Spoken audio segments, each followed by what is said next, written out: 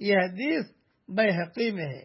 عبداللہ ابن عمر رضی اللہ تعالیٰ عنہ سے روایت ہے کہ رسول اللہ صلی اللہ علیہ وسلم نے ارشاد فرمایا، دو ہی شخصوں پر رشک کرنا چاہیے، ایک وہ جس کو اللہ تعالیٰ نے قرآن شریف عطا کیا ہو اور وہ دن اور رات اس کی تلاوت میں مشغول رہتا ہو، دوسرا وہ جس کو اللہ تعالیٰ نے مال عطا فرمایا ہو اور وہ دن اور رات اس کو خرچ کرتا ہو۔